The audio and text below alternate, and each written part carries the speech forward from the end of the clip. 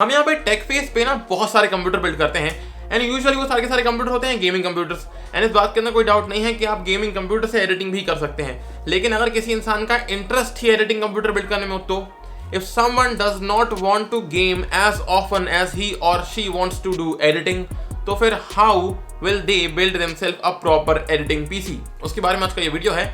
I'll tell you all how to build yourself a proper editing PC which can handle both 4K editing and or 1080p का Full HD editing. So yeah, you know what? Let's begin the video. मेरा नाम Florence है. You're watching TechFace. This particular PC is the perfect example of having a proper bang for the buck editing PC. अब इसको build कैसे करना है, let's focus on that particular point. किसी भी अच्छा एडिटिंग पीसी को बिल्ड करने के लिए, चाहे वो किसी भी बजट पे फॉल करता हो, we always need to have 4 points in our head. Point number 1 is to always have a CPU, जिस सीपीयू के अंदर ज्यादा अमाउंट ऑफ थ्रेड्स हो, ज्यादा अमाउंट ऑफ कोर्स हो। Point number 2 is to have more capacity of RAM. Point number 3 is to have a discrete graphic card and point number 4 is to have quality storage. ये quality storage 2 टुकड़ों में बंटता है। पहला होता है fast storage, दूसरा होता है रिलायबल स्टोरेज। वैसे ये सारी चीजें इंपॉर्टेंट होती हैं, ऐसे ही इंपॉर्टेंट है आज के वीडियो के स्पॉन्सर का सेगवे।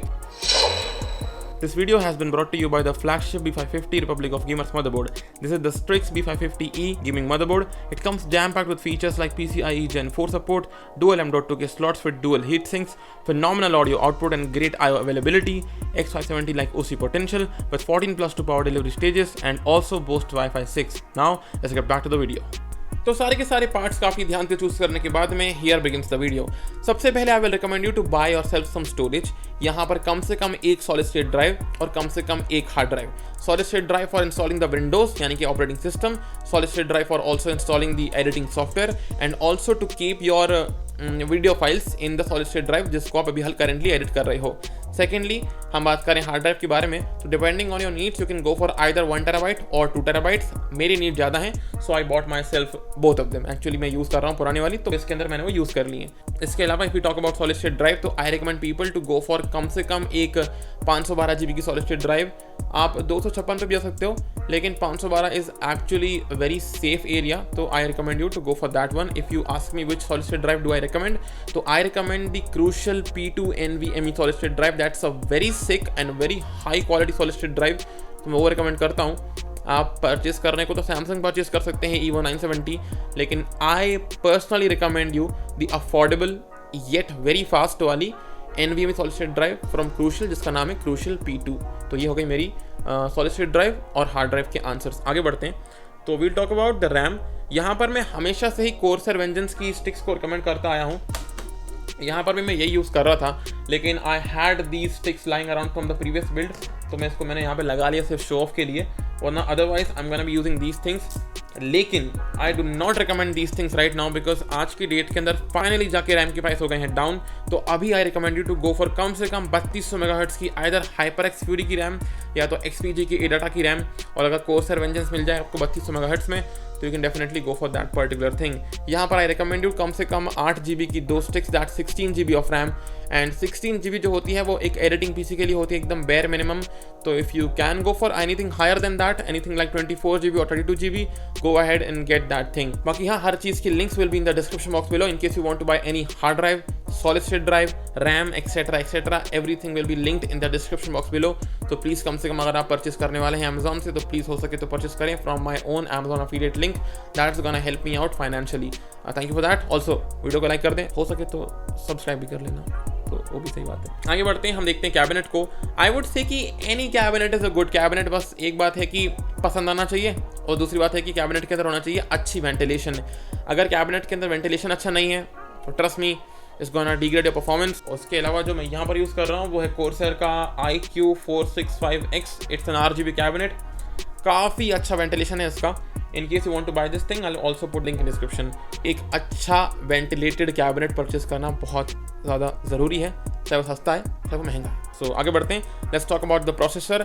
यहाँ पर आई विल से कि अगर कोई इंसान को 1080 पिक्सल के ऊपर की एडिटिंग नहीं करनी हो, तो उसको Ryzen के R5 3600 के ऊपर परचेस नहीं करना चाहिए। R5 3600 is absolutely a beast of a kind processor. लेकिन अब अगर आपको 4K एडिटिंग करनी हो, तो I will recommend you 2 processors, either the Ryzen का R5 3600 in case you fall in a budget category, तो 3600 is an absolutely crazy value for money processor.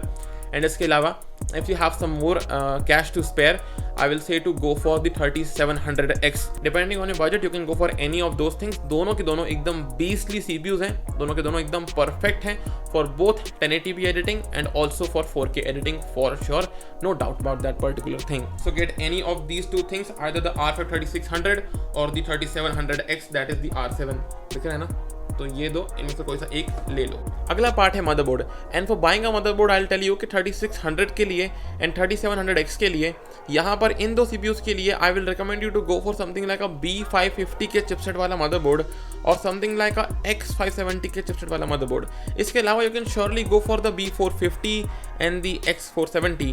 हालांकि आई थिंक कि उन दो मदरबोर्ड के चिपसेट्स के अंदर BIOS अपडेट करना पड़ता है, so in case you don't want to do that thing, I will recommend you to go for 550 और the 570।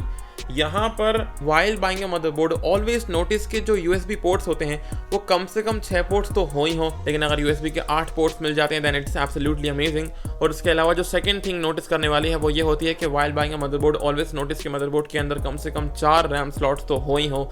That is some very important thing कि आगे चल के हमको फ्यूचर में अपडेट करने में रैम को दिक्कत बिल्कुल नहीं आएगी। So always notice for these two things, USB ports end of course 4 number of RAM dim slots. अब जो बोर्ड हम यहाँ पे यूज कर रहे हैं वो है B550 का फ्लैगशिप ROG Strix मदरबोर्ड। इसमें है features like 14+2 power delivery stages for stable overclock. इसमें है PCIe 4.0 के slots both for graphic card and for M.2 solid state drive. इसमें है बिल्ट इन ARGB की लाइटिंग एक्सेंट्स। इसमें है थंडरबोल्ट का पोर्ट। इसमें है हाईएस्ट क्वालिटी रियलटेक का S1220A ऑडियो चिपसेट। इसमें है Wi-Fi 6 and last but not the least इसमें है AI नॉइस कैंसिलेशन का feature. So with that many features, it can really become a popular motherboard for people who want to buy themselves a proper flagship motherboard and or a no compromise motherboard and or an ROG motherboard. तो अगर आपको ये 3 demand है from a motherboard, I will say कि it's a very compelling option and it can really be a very very good choice too. So link in description in case anyone wants to know more about the motherboard. Link will be in the description box below. Move on करते हैं towards the next part, that's gonna be graphic card. अब किसी भी editing PC के अंदर इतनी high end graphic card की जरूरत नहीं पड़ती है जितना आपको पड़ती है एक high end CPU की। So what I'm gonna tell you right now is कि in case you are looking forward to build yourself a proper Hackintosh PC, अगर आप Hackintosh बनाने वाले हो तो look forward to buy yourself the AMD graphic cards, और अगर आप बनाने वाले हो yourself a Windows PC तो Windows PC के लिए आप परचेस करें NVIDIA graphic cards। Also with the release of the new graphic card from NVIDIA जो अपने current 2080 Ti है, 2080 है, 2070 है, 2060 है, 1660 है, 1650 है, all these graphic cards are gonna go down in their prices. I'm really looking forward to have a look at the prices that are gonna go down drastically.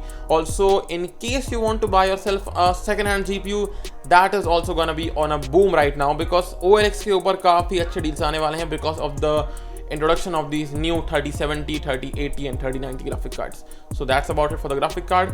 कम से कम जाएं for a 1650 and you can go as high as a 2060. बाकी आप 4K editing करने के लिए भी 1650 super का इस्तेमाल कर सकते हैं and there is no issue whatsoever in that particular graphic card for 4K editing. So that's about it. आगे बढ़ते हैं in the last part. Last topic है हमारा पावर सप्लाई यूनिट का। So I'm gonna put a chart on the screen right now कि ये configuration के साथ में 600 वाट 650 वाट सही रहेगा, ये कॉन्फ़िगरेशन के साथ में 500 वाट 550 वाट एकदम सही रहेगा। एक बात जरूर ध्यान दें कि अगर पावर सप्लाई यूनिट परचेस कर रहे हैं आप तो कम से कम पावर सप्लाई यूनिट के अंदर वाइट सर्टिफिकेशन तो हो ही हो। इन case you can not by yourself brown certificate वाला PSU तो वाइट तो कम से कम हो उसके अंदर, तो दैट्स गोना बी सम अंदर का लगेगा कि हाँ भाई ठीक है, थोड़ा सा रिलायबिलिटी है यहाँ पर। So that's for the PSU.